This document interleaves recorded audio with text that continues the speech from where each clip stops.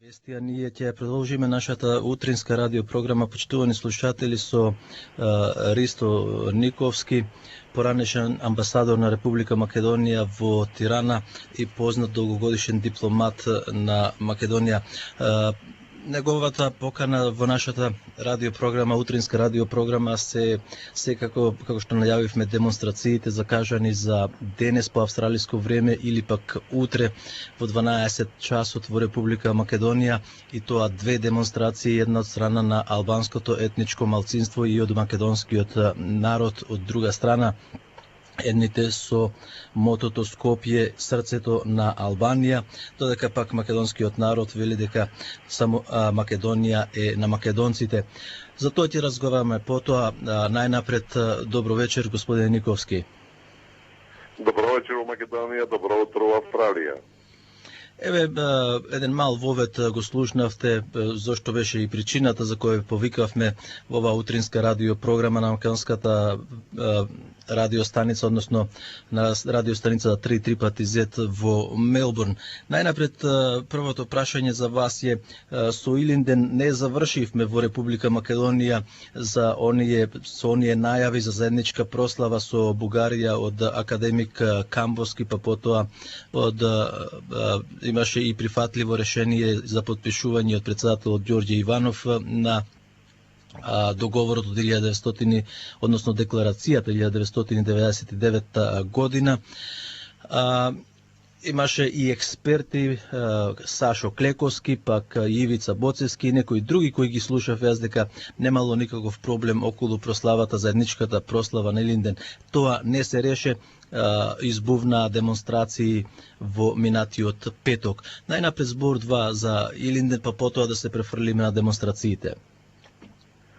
Видите, не случајно Софија инсистира да славиме заеднички, и последното беше во петокот во Утрински вестник, кога помешниот премиер Љупчо Ѓоргиевски сакаше да докаже дека нема никаква пречка во историски факти да ги славиме заедно. Тоа е една голема грешка, очигледно кој има наши луѓе кои се на еден или друг начин стимулирани да поддржуваат таква политика. Имаше огласи на председателот на МАНУ, ја предпоставам дека има тука некој повлекување кој не може да отврдам. Чинам дека денеска утре треба да дадат академиците од Софија да се разговара и на таа тема, али мислам дека е ставот на академијата според Блаже Листовски во најмала рака, дека таква дебата, односно дискусија, односно разговор за такво нешто нема да се општо одржи. Видите, целта, јас би ги прашал сите тие што поддржуваат заедничко славење да кажат, а која е целта на Софија? Дали е целта да ја промовира Македонија, да ни даде некој аргумент или адут, или е целта единствено да докаже дека ето ние сите неразбудени бугарчиња се освестуваме и заедно славиме, прифаќаме дека нашите корени се бугарски. А знаете, во таа насока и во тие дискусии има еден нов момент кој ми се чини е клучен, кога тие ни велат дека ние сме измислица на Тито, на Коминтерната и слични глупости, треба едноставно да ги прашаме, а проштавајте, колку време е македонското прашање на дневен ред? 150 години минимум, веројатно 200, кечат да. Како можно да има македонско прашање, а да нема македонци? Мислам, најдобар доказ дека ние сме на реалност вековна и дека се тие глупости, синдроми, манипулации што ги прават во целина и на крајот крајшта нема да успеат. Но да се вратиме на второто што го рековте на демонстрациите и најновите настани во Македонија. Да, би сакал да ви поставам прашање околу демонстрациите. Во петок, од петокот почна во Скопје, потоа во Тетово, Гостивар, Дебар, Струга, Кичево, па и Куманово. Тоа мислам навистина целокупна Западна Македонија се соочи со еден голем проблем. Мотивот е осудата на случајот Монструм, убиствата на децата матуранти 17-18 годишни. Меѓутоа, Господине Никовски, кои се причините за такви силни демонстрации и не само во Република Македонија, туку се префрлија во Приштина, го запалија знамето, во Тирана, а исто така имавме и грубо мешање, политичко грубо мешање на овие две соседни држави на Република Македонија, кои Албанија не ја признава под уставното име, додека Република Македонија прва го призна Косово како независна држава. За да го разбереме целиот тој комплекс со кој се соочуваме не само денеска, него веќе цело време се е малце нагласено и потенцирано. Мора да се разбере едно, дека големоалбанскиот проект е 70-75% завршена работа. Со одвојувањето, отцепувањето преку воена сила на Косово од Србија, тоа е веќе завршена работа во основата, во глобалата, и сега останува само Македонија фактички, зашто трите општини кои се во Јужна Србија, каде што населението е доминантно албанско, 4 во Црна Гора, се маргинални проблеми. Клучното сега остана само Македонија и да тој процес биде финализиран. Чамирија во Грција не е за фаќате, уште како што беше случај во Втората светска војна, кога голема Албанија беше направена од Мусолини, со единствена цел да ги има на своја страна албанците, и пак Чамирија стаја настрана. Тоа е првиот дел од проблемот. Вториот дел од проблемот е што цело време Тирана, уште времето на Енвер Хоџа, се однесува патерналистички према албанците и смета дека има право да зборува во нивно име. Јас ке ви го цитирам само премиерот Еди Рама, кој пред 2 недели, колку и 10 на 15 дена, кога Албанија го доби кандидатскиот статус во Европската Унија, што е добро за сите нас и треба да се радуваме да им честитаме, тој изјави: од денес има повеќе надеж и перспектива за сите албанци. За кои албанци? За тие во Македонија? На Косово, во Јужна Србија, во Црна Гора? Нема никаква врска. Видите, тој патернализам кој ние не го забележуваме, на кој не реагираме, и нивниот амбасадор во Скопје во повеќе навати зборува во име на сите албанци. Тако тие право нема, таков мандат нема. Истото се случува, значи, и на Косово, и тие го користат истиот речник, а добар дел од македонските албанци го користат истиот речник. И ние тоа го толерираме. Тоа се работи, политички опасни работи, кои се толерираат од наша страна, и тие генерираат нови и нови ситуации, како што е ова сега со демонстрациите. Од трета страна, ако сакате, значи, ние имаме ситуација да македонските албанци се често полојални према Приштина и према Тирана, отколку што према Македонија. И ние тоа го толерираме. Значи, се создава еден мозаик на негативни тенденции, негативни факти и аргументи, на кои не се реагира соодветно, кои се толерираат на некој начин. Толеранцијата е убава работа, меѓутоа толеранцијата кога премине некои граници се станува контрадикторна и се јавува како бумеранг.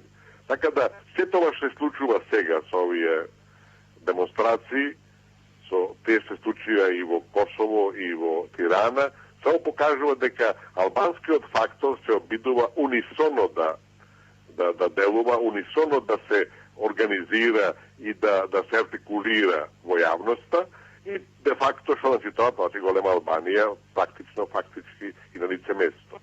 И не е тоа најклучното од се. Ви имавме реакција и на амбасадите, односно мисиите во Скопје од Американската амбасада, ОПСЕ и мисијата на Европската Унија. И тие, како и други извештаи што доаѓаат сега денеска, имаме реакции со така од Брисел, од Европската Унија, велат дека во принцип демонстрациите тоа е демократско право и дека се е тоа во ред, само да не биде со користење на сила и со хулиганство. Се работи за пресуда на суд. Не може една пресуда на суд да се... И тоа не е финална, да се разбереме. Значи, донесена е прва пресуда, со која оди по натамошна постапка, имате апелација, Врховен суд и така натака и така натака. Значи, у првата пресуда е доспорена и за тоа се демонстрира. И никој на Запад и од овие наши тука партнери не се изјаснува за тоа. Па го толерираат. Тоа е де факто поддршка индиректно на тие мангупски, ако сакате, и хулигански испади. Индиректно ли се дава знање дека ајде, само немојте да бидете премногу бучни и немојте крсите пенџериња. Во каква ситуација се наоѓа сега судот? Тој ќе оди на апелација. Кој суд во светот после вакви настани, после ванети полицајци, ќе биде мирен, равнодушен во оценките на тоа кривично дело и ќе може да биде, како да речам, нормален во одлучувањето? Не може. Притисокот е страшен, а тој притисок очигледно се толерира. Или реакцијата на Еди Рама, да кажем, кој го споменува Охридскиот договор. Охридскиот договор, значи амнестија за убици. Разбирате, Охридскиот договор е завршена работа. Тој е инкорпориран во уставот и веќе немаме Охридски договор кој нас не обврзува. Имаме устав и закони кои треба да се почитуваат. Некој сака во оваа држава да не одговара да ги почитува законите. Тоа не може да помине. Али нашата реакција е, мислам, премногу блага и ние тука можеме да бидеме поштри и да не дозволиме да се злоупотребува едно нормално човечко право, нели така демонстрацијата, да таа се користи за судски одлуки. Тие пропусти започнаа уште порано, кога еве во Западна Македонија, јас имав можност да бидам во март месец, возејќи по западниот автопат, пак и во Тетово, Гостивар, Кичево, се чувствуваш исто како да си во Албанија. Нема ни едно државно македонско знаме покрај албанското соседното државно знаме на Албанија, и тоа прекршокот е голем затоа што не е спрема законот на Република Македонија. Потоа имаше интонирање на химни, па и други инциденти кои беа исто пропуштени и не се осудија, односно не се стопира. Затоа дојде и најверојатно и до ова што ќе дојде и утре. Точно, апсолутно сте во право. Знаете, прво беше грешка сериозна кога се прифати истото знаме албанско државно да се ке нас користени така како на етничка заедница, како некоја културолошки символ. Такво нешто нема во светот. И мислам, таа грешка се ни се рефлектира и ни се качува на глава. И тоа знаме, ајде нека биде така, поред законот има своји димензии. И тоа знаме значи за користење на соодветни прилики, али не тоа знаме кој се става на 30 метарски јарболи во Зајас или било каде на друго место, што тоа означува само територија. И ви убаво рековте, ние тоа го толериравме и тогаш Али Ахмет изјави нема црна рака што ќе отрне ова знаме. Тоа е закана, разбирате, директна, која сите ја проголта. Во повеќе образовни институции се свиреше албанската химна почет на школската година. Ние тоа го премолчивме. Се повеќе се користи албанскиот јазик. Еден од новите министри веќе почна да дава изјави на албански јазик. Албанскиот јазик во Македонија, официјален јазик е македонскиот јазик. И министерот како министер не може да зборува на албански јазик. Меѓутоа ние и тоа го толерираме. Албанските министри во владата имаат своји меморандуми, писма на кои често пати е прво на албански, после на македонски, или може и нема на македонски. Кога беше Беси министер за одбрана, објави книга за армијата македонска на 3 јазика, македонски, албански и англиски. Тоа е се злоупотреба, разбирате. И таа толеранција не води никаде. Тука нема некоја само контрола од другата страна, што другата страна настапува со една голема албанска агенда, која води сметка само за албанските национални интереси, а не за македонските, и прави се полека сантиметар по сантиметар да го својува теренот. Мислам, жално е во сето тоа што те имат поддршка пред се од Запад, а нагласена од страна на Соединените американски држави. Утре се најавени големи демонстрации, повторно демонстрираат незадоволните албанци, екстремни, а не знам и кои други. Потоа, еве преку социјалните мрежи, па и медиумите, албански и македонски, се појави, амбасадоре, една нова паравоена формација во Македонија, која се вика Ослободителна војска за ослободување на Косово. Тие дури поставија ултиматум до 14 јули да се ослободат обвинетите. Потоа, амбасадоре, стигна комунике и од ветераните на УЧК, Дали се уште тие се наоружани, иако се собираше тогаш реѓосано оружје со таа одлука на Европската заедница и НАТО? Имаат ли се уште оружје и сила да напаѓаат македонска полиција и војска, како што пишува во комуникето, во нивните пораки пишува, па се јави еден друг командант, Пантер некој си? Видите, мислам дека не е спорно дека албанците имаат оружје. Тоа беше фарса кога предава кога предаваше оружјето, предадува некое музејско оружје кое немаше никаква врска, така да тоа беше чисто една манипулација која исто така беше проголтана, иако Стојан Андов имаше заслуга што тога се злагаше да не може да помине ништо во парламентово собранието ако нема претходно разоружување, велам тоа беше формално без никаква содржина и само беше самозалажување. Меѓутоа, да бидеме јасни, нова војна нема да има. Со 2001 година, кога беше направен обид да се отцепи дел од Македонија, да не забораваме првите 5 соопштенија на она, тоа многу јасно и гласно го прецизира. Откако тоа не успеа, ми се чини дека тоа беше последната војна на Балканот, која ете така не даде резултати, фала му на Господ. Даде меѓутоа индиректни соклици договори, преформулирањето на државата на начин кој ќе има далекосежни век има далекосежни последици. И се тоа што се прави, тоа мора да се нагласи е дел од тие настојувања, обиди, политики да Македонија полека или сигурно се разбива однатре. Значи без војни нови, меѓутоа Охридскиот договор даде максимален простор да земјата се рекомпонира однатре и да малцинството може да прави што сака. И тоа го прави, како што сме сведоци веќе сите овие години, со сите тие потези кои претходно ги набројавме. Сега е наше како да се прекине тој негативен тренд и да се трне во една позитивна насока. И да не забораваме, клучот на тоа е што поддршката која имаат албанците од Соединените американски држави е целосна, неусловена, безусловна и тие права се сакаат. И сите овие чекори кои се случуваат, настани кои се случуваат во последно време, вклучувајќи ги овие и утрешните исто така, имаат една единствена цел, да ја принудат Македонија да го промени своето име, да капитулира, да се откаже македонскиот народ од својот национален идентитет и да тоа се отвори патот за во пократок или малце подолг рок да се реализира целосно големоалбанскиот проект.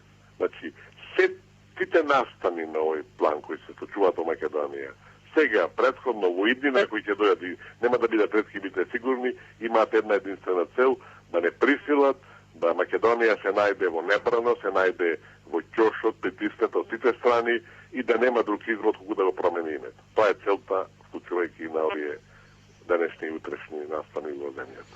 Сметате ли дека ќе има инциденти или ќе дојде до меѓусебен судар на двете групи?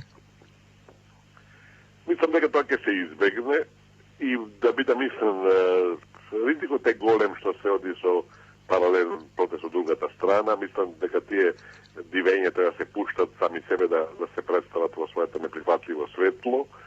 А од друга страна, ценам дека власта треба да забрани на границата да дадат било какви организирани групи, било од Косово, било од Албанија. Тоа може лесно се направи, без да се затвора границата, може да се процесирањето на секој патинг да се направи еден сат, разбирате, и така да за отекот на денот може да влезат 100 души. Некои ќе бидат или оштетени, мислам, кои мора да патуваат, али во секој случај државата не сме да дозволи да дојдат странци, да ни кројат тука капа и да ни наметнуваат што и како да правиме. Спрема нашите извори, ние знаеме дека веќе голем број се влезени не преку граничните премини, туку каде што и границата е отворена, каде што не е дозволено. За тоа има начин. Повеќе полиција контроли, секој што нема документи, треба да се одма изфрла преку граница или да се затвора и така натака. Видите, државата има начини и сили да се брани. Прашање само дали нашите тоа ќе го направат на еден одлучен и безкомпромисен начин или ќе толерираат. Мислам дека ако се одлучат да бидат толерантни, ќе биде тоа сериозна грешка. Спрема изјавите што ги слушнавме, не беа така остри ниту премиерот, ниту председателот, а пак воопшто да не кажам за албанскиот политички фактор или пак не сакам да ги делам на блокови, затоа што многу грешен феномен е тоа политичкиот блок на албанците, политичкиот блок на македонците, што значи де факто, ако не де јуре, федерализација на Република Македонија. Слаби се изјавите и пораките од Али Ахмети, Мендух Тачи, исто така она што иритира е со молитва од Јаја Пашината џамија за мир, молитва за мир пред Господа, излегуваат со камење наоружани со тврди предмети, така натаму, и излегуваат на тепачки. Нема пораки ниту пак од интелектуалците, од албанците, професори, експерти, аналитичари, министри, амбасадори, го нема тој отпор кај нив да им порачаат дека ова лудило не води никаде. Се сложувам дека реакциите на нашиот политички врв се доста балансирани, доста умерени и може би тоа е и паметно, те имаат целосна слика на настаните и се што се подготвува. Јас лично би бил пооштар во тие реакции, бидејќи конкретно која Албанија во прашање Косово, тие директно и бескрупулозно се мешат во нашите внатрешни работи, а ние тоа одговараме млако. Велам, немам сите аргументи да ценам дали е тоа добро или би можело да биде подобро, а што однесува до другите, до албанците, па тие сите го поддржуваат. Тие само не може да кажат отворено дека се тоа што се случува и води водата нивната воденица. Така да и да не забораваме дека албанците имаат постигнато феноменален консензус околу своето национално прашање, каде никој, ни една единка не нема маневарски простор да изрази минимално различно мислење. Значи, постигнале, тоа мора да се честита, им се симне капа, бидејќи за разлика од нив ние не може да договориме за ништо.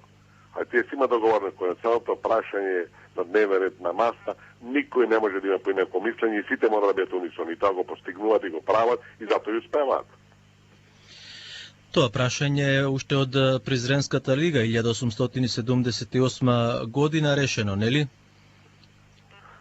Точно, мислам, али знаете, клучот е што таа дисциплина, тоа да речеме племенска хиерархија, и тоа не во пежоративна смисла, веќе во конкретниот случај во позитивна смисла, кај ни функционира и се знае. Кај нас двајца македонци, три мислења, двајца македонци, три партии.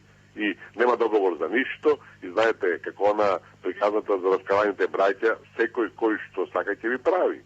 Кој ќе имате вие слога во куќата, кој ќе бидете единствени, а други биде приказната. И ние да имаме било како согласност меѓу главните политички фактори. Иако вие сте против тие блокови или фактори, за жал тоа постои као реалност. Не имаме македонски политички блок, имаме албански политички блок, за жал тоа е резултат на политичкиот договор, каде ништо од граѓанско општество не е оставено, направено е се да биде на етничка поделена основа, а знаете зашто? Затоа што така најчесто се контролираат факторите или политичките партии. Да ние имавме граѓанско општество да беше измешано, да се боревме за едината на државата, за решавање на економските проблеми, а не само за некои етнички прашања и некое национално прашање да решаваме, ќе беше друга ситуацијата. Тоа ќе можеме да работиме нормално, да се концентрираме на што е од интерес на луѓето, а не со некои квази политики да се занимаваме цело време и да се води сметка само за тоа што им одговара на албанците и на горем албанската идеја, а да се запоставуваат оние дневни проблеми, прашања од кои зависи животот на сите граѓани, биле албанци, македонци, власти, турци или било што друго. Амбасадоре, можам да ги разберам албанците, но не можам да ги разберам македонските политичари кои се толку меки кон македонското национално прашање и обстанокот на сопствената држава на македонскиот народ. Тоа е едно. Второто прашање е дека го слушнавме реисот на исламската верска заедница како ги обвинува арапските знамиња. Од друга страна информации добиваме дека во Република Македонија има кампови на джихадисти, а исто така веќе читаме со сигурност дека жители на Република Македонија војуваат во Сирија, во Ирак и во други исламски држави. Колкава е опасноста од джихадистите или вахабистите во Република Македонија кои ги гледаме на демонстрациите? Таква опасност постои. Факт е, јас не знам која е последната ситуација, дека најмалку 2 џамии беа одметнати, дека беа преземени од екстремистите, вахабистите и дека тие работеа по свое. Дали е се уште така, стем такви информации, меѓутоа дека има келии од тие екстремисти исламски во регионот. Јас не рекол дека има кампови, терен кампови, такво нешто нема. Меѓутоа кели има сигурно. Има борци во Сирија, има борци во Ирак веројатно и од Македонија, и од Косово, и од Албанија. Има екстремисти таму кои се јавно појавуваат и даваат пораки, ги фрлаат пасошите. Така да тоа е една перманентна тема на која мораме да ме концентрирани, да водиме сметка што се случува и по сегашната изјава на поглаварот на исламската заедница во Македонија беше доста умерена. Тој ги нападна Саудитска Арабија и другите, меѓутоа тој истиот пред година дена може и помалку рече дека големо албанскиот проект е нешто од Господ дадено и дека задача на сите верници за други изборови е за тоа да тоа работаат. И живо остане, никому ништо. Значи, едно кажуваат, друго прават. На крајот да го завршиме ова интервју со вас, амбасадоре. Вие бевте долго години амбасадор во Албанија. Зошто нема никакви човекови права за македонците во Албанија кога се прави реципроцитет со албанското малцинство во Република Македонија? Да се дојде до реципроцитет не е баш многу лесно. Прво, македонците во Албанија се многу помалу бројни, отколку се македонците во Албанија, отколку се албанците во Македонија. Тоа е првиот заклучок. Вториот заклучок е дека ако не бараш самиот, никој нема ти даде. Албанците во Македонија се организирани, ако сакате и финансирани, да прават што сакаат. Македонците во Албанија се стави на сами себе. Македонците во Албанија се уште под страф од стариот режим на Енвер Хоџа и тој страф кој го носат во коските не е до крај истеран и тие се плашат да било што покрена да побараат. За времето ако нешто бараше што не ти го даваше власта и партијата на Енвер Хоџа, се губеше и глава. И тој полека доаѓаат нови генерации, каде полека се врши таа асимилација, луѓето се иселија од Голо Брдо, се иселија од Мала Пресма, живеат најчесто во Тирана, во Драч, во другите градови, каде се разфрлени, разбиени, бабите и достите умираат, нема кој да ги учи новите поколенија на македонски јазик. Така да отуѓувањето и асимилацијата на македонците во Албанија има земено големи, длабоки корени, а за жал ништо не се прави. Јас поминав 4,5 години во Тирана, од 1998 до 2002 година и можам да кажам дека благодарејќи на македонците таму беа постигнати сериозни услови, сериозни успеси на планот на нивно организирање, артикулирање нивните барања. Меѓутоа, за жал, после дојдоа на чело на амбасадата лица кои не само што не помогна и не го продолжија тој тренд, туку го вратија назад и да не речам го сакатија. Амбасадоре, јас ви благодарам на времето, меѓутоа уште еднаш би запрашал по втори или трет пат, ќе се справа или полицијата на утрешните демонстрации, ќе бидат ли насочени каде што треба или пак ќе ескалираат? Мислам дека нема опасност од некаква ескалација. Предпоставувам дека и апелите кои дојда од разни страни да не се оди со насилство, ќе имаат свој ефект.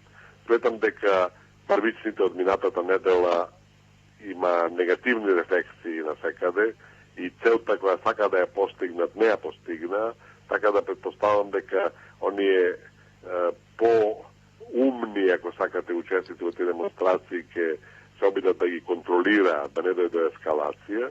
Полицијата ќе направи своето, да се надеваме дека нема да има да нема поголеми негативни последици, ранети, не дај Боже, загинати, али ризикот од таквите манифестации секогаш постои, поготово во една наелектризирана атмосфера како што е сега и изјавите кои даваат од Тирана, од Косово, каде, мислам, кое што представува директно мешање во нашите внатрешни работи, имаат своја улога, те ги потикнуваат тие, да речем, екстремни однесувања, али велам, јас во принцип мислам дека ќе помине све мирно и дека некоја поголема ескалација нема да има, али велам, ризикот стои.